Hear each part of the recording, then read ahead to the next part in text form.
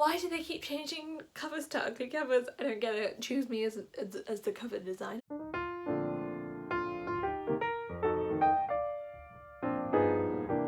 Living in England sucks because it's winter and it's dark all the time, so you're just never going to be able to see me. So I love that for me. We're trying some ambient lighting. Not sure how this is going to go, so just roll with me because I can't deal with this today. So this is as good as we're getting. You're welcome. But hi, hello, my name is Izzy and I'm a Rick Riordan stan. Now you may be thinking, oh, maybe she's just a casual fan, likes Rick Riordan's books a bit, you know. No, I count myself as the biggest Rick Riordan stan, like, ever. So, you know, that's cool for me. I mean, Percy Jackson was basically Harry Potter for me growing up. Like, Harry Potter and Percy Jackson, my homeboys, but like I was ride or die for the Percy Jackson series and everything Rick Riordan's ever written. So love that for me. Today I am going to be telling you the order in which you should read Rick Riordan's books and ranking every single book, because is this content other people want? I don't know. Is this content I want? Yes. So I'm making the content that I want. I love Rick Riordan. See, the thing is, I love Harry Potter, but do I love J.K. Rowling? No. Do I love every book Rick Riordan has ever written? Yes. Do I love Rick Riordan? Yes, because he's the best. Like, he's the uncle we all need. Like, we are so blessed to have him as an author. Like, he is so great. I love him so much. So Rick Riordan, if you're watching this, I love you, and I want to meet you so badly because you changed my life and I love you. So that's great. But I have recently reread or read every single book Rick Riordan has written. I'm not including novellas and like the guide to like demigod stuff, because we'd be here for about 3 hours because he's written so many of those. So we're just going with the like books. And yeah, let's get started in me telling you how you should read these books, because for some reason that question gets asked a lot generally, so the master that is me will share my wisdom. You're welcome. So you're going to start with the OG, Percy Jackson. The original Percy Jackson was published in 2005. Do my covers match? No, because somehow I lost my original Lightning Thief, which is tragic. And will I ever get over it? No. So love that for me. But basically this is a 5-book series. You've got Percy Jackson and the Lightning Thief, Percy Jackson and the Sea of Monsters, Percy Jackson and the Titan's Curse, Percy Jackson and the Battle of the Labyrinth, Percy Jackson and the Last Olympian. So you're going to want to read these first. This follows our main character Percy. He discovers that he is a demigod, which means he is half human, half god, and his god dad is Poseidon. Now Poseidon is part of the big 3, which is Poseidon, Zeus and Hades, and they made a pact that they wouldn't have any children because they would be too powerful. But looks like Poseidon broke that pact, and maybe some other people did too. And basically Percy ends up at Camp Half-Blood, which is a camp for demigods. They train in the summer for battles and they go on quests. They have to get a prophecy for a quest, and this basically follows different quests for each book, but the overall arching storyline is the rise of Kronos, which is the big titan, the original titan, the OG titan. So basically this follows them trying to stop the rise of Kronos. So these 5 books, you're going to want to read them first. Now, you've got 2 options here. You can either continue with the series of Percy Jackson, but I'm going to recommend a break in that series and we're going to move on to the Kane Chronicles by Rick Riordan. I somehow have lost the second 2 books. I think they got lost when I moved or something, but it's again a tragedy, and I will be trying to track down the covers that match this one, because why do they keep changing covers to ugly covers? I don't get it. Choose me as the cover designer, Rick. I can sort you out, don't you worry.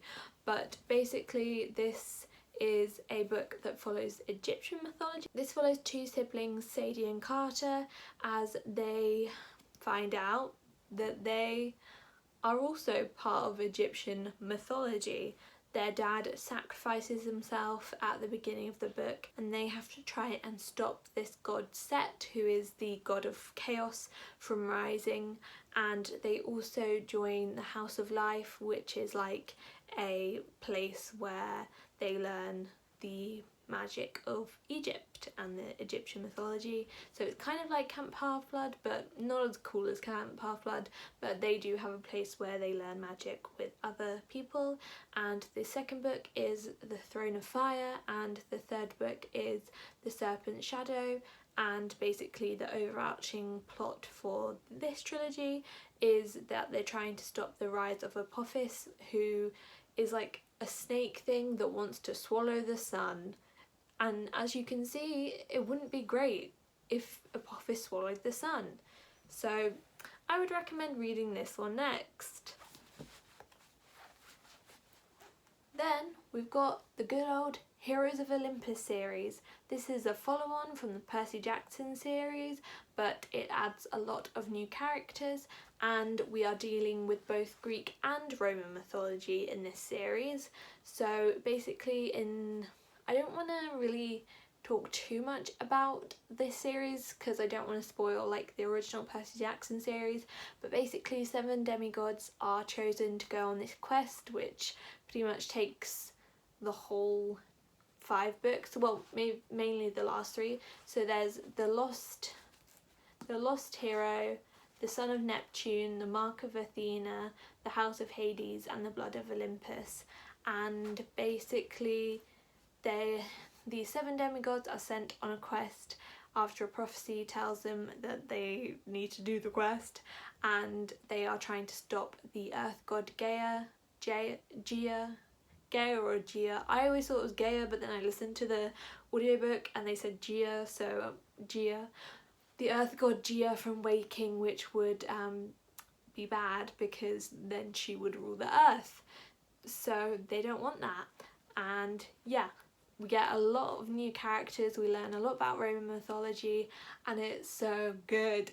Ugh, you'll see in my rankings later just how much I love everything. It's tragic. I would recommend moving on to the Magnus Chase series. We have Magnus Chase and the Sword of Summer, Magnus Chase and the Hammer of Thor, Magnus Chase and the Ship of the Dead.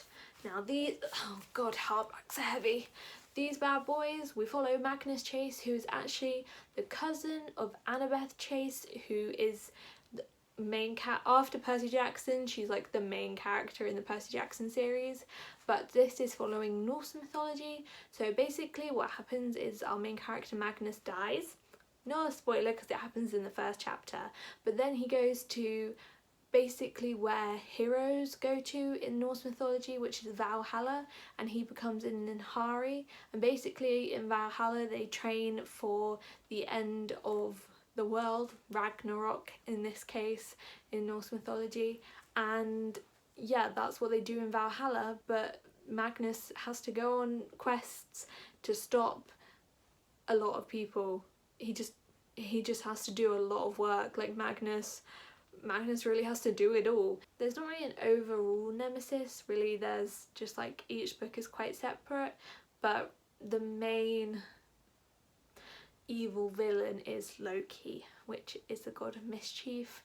There's many incantations of Loki, like the Marvel Loki, the Loki in these stories, the Loki in like actual mythology. So yeah, it's very interesting. This is a great series. I love it very, very much. And yeah, I love all the characters just so much. Am I strong enough to hold these? not sure. But the final series I would recommend reading is The Trials of Apollo, which is The Trials of Apollo, The Hidden Oracle, The Trials of Apollo, The Dark Prophecy, Trials of Apollo, The Burning Maze, and Trials of Apollo, The Tyrants Tomb, which just came out and was great. And basically this follows after all the events that happen in the Percy Jackson series and the Heroes of Olympus series, so definitely read this series last.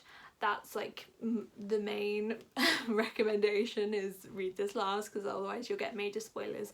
But basically after the events of the Heroes of Olympus series, all of the oracles have stopped working. There are 5 oracles, and Apollo is the god of oracles, but he is cast down to Earth by his father Zeus.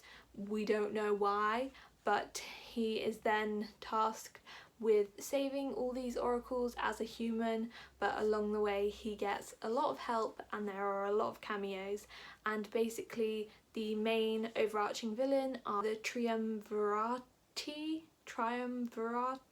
I don't know how you say it, but basically 3 emperors from ancient Greece are back and they are dangerous. And there will be one more book in this series, so it will be a quintet, yes. So that is how you should read all of Rick Riordan's books, but now I am going to rate every single Rick Riordan book. Not rate them, rank them, because they're all great, so this is just my own opinion, and the correct opinion. There are 20 books on this list, so we're going to get started. So down at the bottom we unfortunately have The Red Pyramid by Rick Riordan, the first book in the Kane Chronicles. I just think this is a poor first book. I didn't connect to the characters at all in the first book. I thought the plot was a bit all over the place, and overall I just didn't really care much about what was happening in this book. So for me it really wasn't a strong start. It was just kind of like, well, this is okay. I think I enjoyed it more when I read it when I believe I read this when I was about 13, but I reread it like last year and it didn't hold up so well. This one just wasn't as strong as everything else Rick Riordan has written, and although it's okay, it just wasn't great. I just didn't connect to it really, and it was not my favourite. How is it getting darker? I'm so sorry, can you even see me anymore? I don't know. The next book, we're obviously going bottom to top, so the next book is The Trials of Apollo, The Hidden Oracle, which is the first book in the Trials of Apollo series. Again, I just don't think this was a strong start. The best thing about the Trials of Apollo series for me is the character growth and how much the characters change and learn to love each other and develop friendships and all that kind of stuff. So I think just in the first book, because we're just learning about what's kind of going on and what's going to be the storyline for the next 4 books, I didn't really get any connection to the characters or the friendships or anything like that, and the story wasn't as complex as it gets throughout the series. So for me it was just a bit simple, and also just didn't have enough relationship dynamics to make me fall in love with it, but it's still great. I mean, disclaimer, these are all great, it's just Battle of the Greats. So I love them all, but this is just like my definitive ranking. The next book is The Titan's Curse, which is the 3rd book in the original Percy Jackson series. This book just kind of bored me. I don't think the plot and kind of the action in this book lived up to the rest of the series. It was kind of an anomaly for me. I just felt like that it didn't have enough plot driving it. I just found myself kind of being like, okay, when's it gonna get started? I'm ready.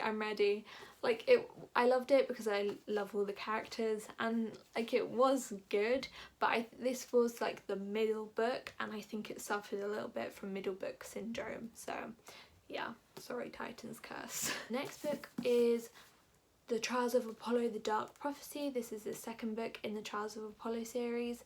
Again, I just didn't have enough development of relationships in this book to really fall in love with it.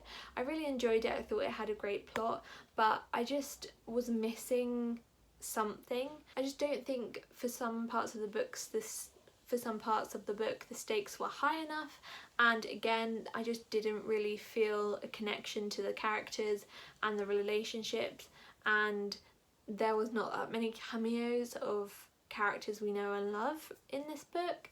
So yeah, it just wasn't my favourite, and because the third and fourth book are so good, it kind of shows how not as good this book was. Like, I loved this book when I first read it, but then I read the third and fourth one and was like, wow, those are so good, that this one just didn't quite keep up with the rest of the series. The next book is The Throne of Fire, and this is the second book in the Kane Chronicles.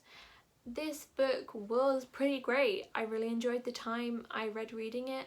I think its main problem was that the plot was super confusing and just very like scattered, and it didn't, while there was an overriding plot, it didn't feel like a very cohesive book. It felt quite bitty and like we were doing one thing, and it didn't feel that easy to follow. So yeah, I did enjoy it a lot, but I just think it needed more cohesion when it came to what everyone was doing, because everyone was going their separate ways and it was just too confusing. Then we've got Magnus Chase and the Ship of the Dead, which is the third and final book in the Magnus Chase trilogy. I love this book, but the climax was slightly anticlimactic. I think it could have ended on a stronger note. Again, I just don't think the stakes were high enough. I think it needed quite a lot more of a punch to it for it to feel impactful. I don't think the danger was there, and again, I just don't think the stakes were high enough for me to be like concerned for anyone. But I love the characters so much, and it's one of my favourite relationships in this book, so I do love it still. Then we've got the Mark of Athena, which is the third book in the Heroes of Olympus series. This book was just, again, the middle book of a 5-series book, and it just suffered a bit from not being as action-packed as the rest of the series. I don't think there was enough plot for this book. It kind of felt like it could have been missed out, kind of, except for Annabeth's storyline. So I enjoyed it, but the rest of the series was just a lot more action-packed and exciting, and the character dynamics were better, and I just loved the rest of the series more, and I just think this again suffered from middle book syndrome. Then we've got the Heroes of Olympus, The Lost Hero, which is the first book in the series of the Heroes of Olympus series, and this book is kind of petty why it's not further up the list. Basically, I love Percy Jackson and Annabeth, and we only get Annabeth in this book. We get 3 new characters that we're introduced to, which I did eventually learn to love, but I waited so long for this book to come out, and when there was no Percy in it, I was sad, and I just wanted Percy and not these characters. But again, it was just a bit slow. I think beginnings are not Rick Riordan's strong point. I think the development of the characters and the plot are definitely where he shines. So I think the first books struggle a little bit, and this just wasn't my favourite out of the Heroes of Olympus series. The next book is The Serpent Shadow, the third book in the Kane Chronicles, and I really enjoyed this book. I think it was a great ending to the series. It was much better than the first book, and it had a really high stakes ending and a really explosive ending that I really enjoyed and thought was really well done, and I felt a lot of stakes and I felt danger for the characters.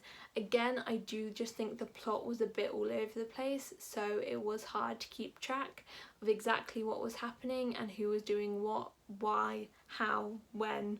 So I think he could have just made it a little bit clearer and yeah, just more cohesion. But it was a great climax, and that really sold the book for me. It was such a good, satisfying end to the series. The next book is Magnus Chase and the Sword of Summer, which is the first book in the Magnus Chase series.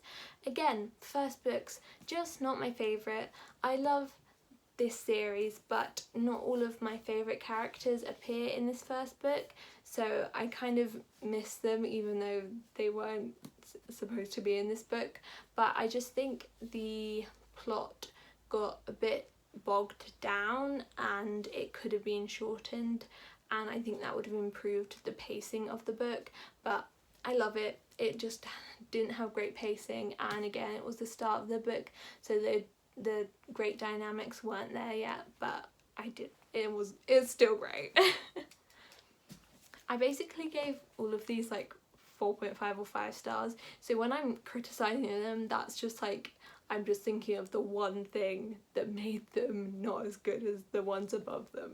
The next book is Percy Jackson and the Lightning Thief, which is the first book in the Percy Jackson series. This will always hold a special place in my heart because it was the first time I entered the Rick Riordan universe, and I fell in love with Percy and Annabeth and all the characters and Camp Half-Blood. And while everyone was waiting for their letter to Hogwarts, I was waiting to go to Camp Half-Blood. Like, I wanted to go to Hogwarts just as much, but I really wanted to go to Camp Half-Blood. I just think this was such a fun entry to the series and such a great debut novel. Like, this was so good for his like first book, and yeah, I think it was really well executed, but again, the relationship foundations weren't there, so I like the other books better because everyone knows and loves each other more. I mean, I'm just repeating myself.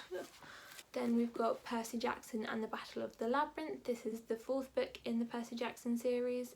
This book I love, but I just don't love it as much as the other ones. So this book is great. I really don't have that much criticism, except for the fact that I think the cast of characters shrank quite a bit, and I just wanted more characters involved.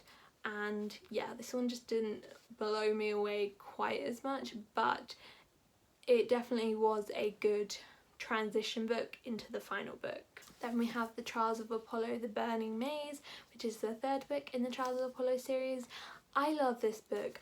I don't really have anything bad to say about it because it's just like perfect, except for the death, which Rick Riordan, will I ever forgive you? No.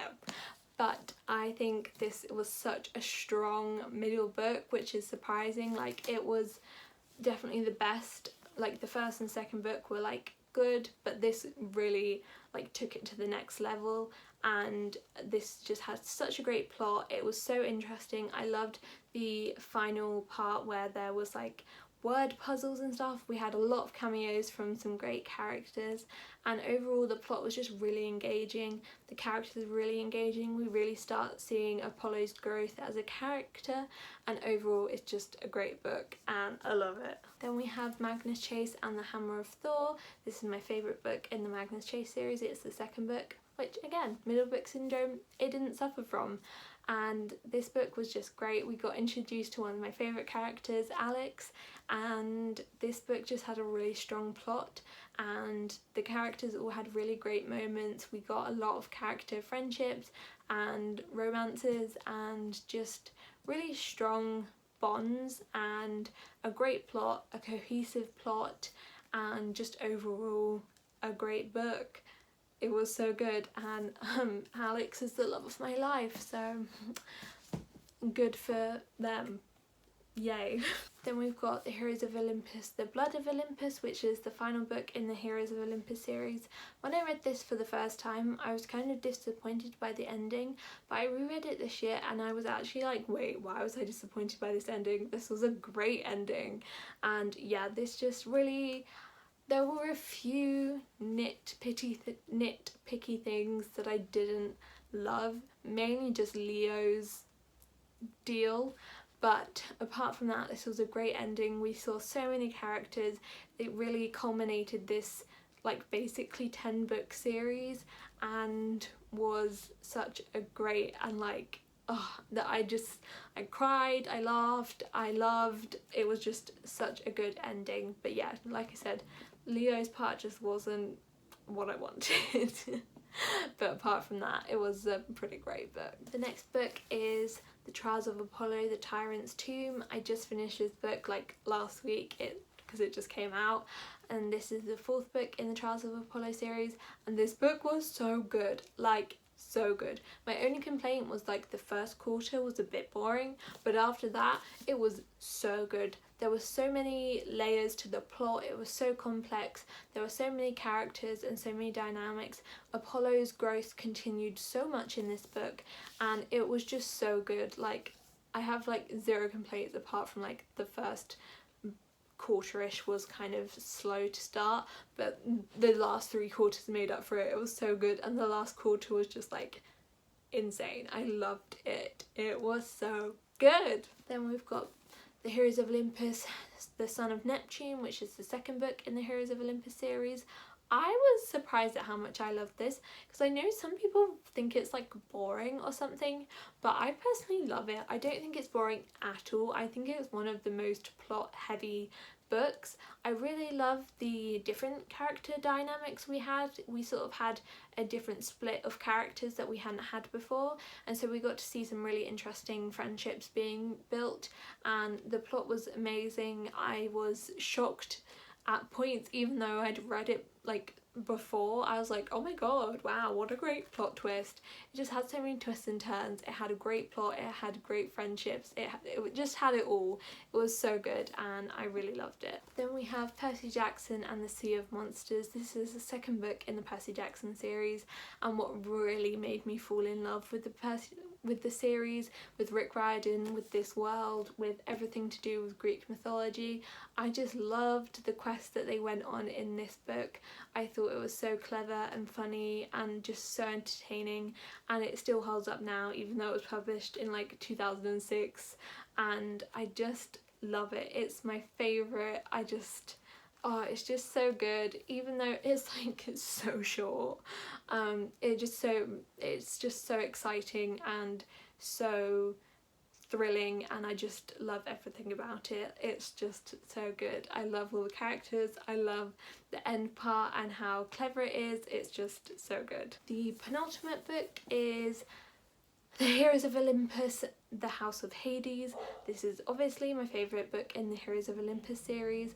I absolutely adore this book. I love it so much. I love Annabeth and Percy's journey in this book. The location it takes place in was brilliant. I thought it was such a genius move by Rick Riordan. Like, it was something I didn't expect and was just so good, and I just loved their whole journey. But I also really loved the last quarter of this book, the final battle with the rest of the characters. It was so good. Like, there was so much going on, and it was so busy, but not in a complicated way. It felt very cohesive, and it just felt like, all these 7 characters came together for this massive, it almost felt like the finale, even though it was the 4th book and not the finale. But it was so good because everything just came together into this massive, incredible climax. It was so good. The whole book was incredible. I absolutely loved this book. But the last and my favourite book is Percy Jackson and the Last Olympian. This is the 5th and final book in the original Percy Jackson series, and it's just the perfect ending to a series. There are very few series that end how I would like them to, that have a good enough culmination, that have a good enough climax, that have a good enough, they just disappoint, and this book didn't disappoint on any level. The final battle was incredible. I loved everything about this. All the whole Percy Jackson series led up to this, and it really felt like it was a steady climb to this book, and this book just blew me out the water. I remember when I first read it, I was like, oh my god, oh my god, oh my god, oh my god. I just love this book so much, and it's just so exciting, and it was just brilliant. Literally nothing disappointed me in this book. I can't say that for many series endings, and yeah, Rick Riordan just did it perfectly. So this is my favourite Rick Riordan book. We've finally reached the end of this video. Sorry if you didn't want to watch this video. I wanted to make it, so I did. And maybe you'll start on some Rick Riordan books, because really that's just my life goal, to make everyone read every single Rick Riordan book. So hop on that, please. Thank you. But yeah, I hope you enjoyed this video. Even if you just learnt how to read Rick Riordan's books and are getting started on one of them, then I really, really hope you love it. As you can tell, I love them with my whole entire heart. I just think they're all so brilliant and I love them, and yeah, they just mean so much to me. Like, they mean the world to me. Apart from Harry Potter, they are, you know, what reading truly means to me, and just hold such special places in my heart. Just to let you know, I have a giveaway running currently. It is on my spooky October reads video. I will leave it in the cards up here. You can enter just by subscribing to my channel and commenting your Twitter or Instagram handle on that video, and you can also get an extra entry by retweeting my pinned tweet on Twitter. So yeah, I leave all my links down below. My Twitter, Goodreads, Amazon wishlist, all that kind of stuff is down in the description box, and I hope you enjoyed this video. I enjoyed it, so yay. Thank you so much for watching. I hope you have an absolutely wonderful day, and I will see you all next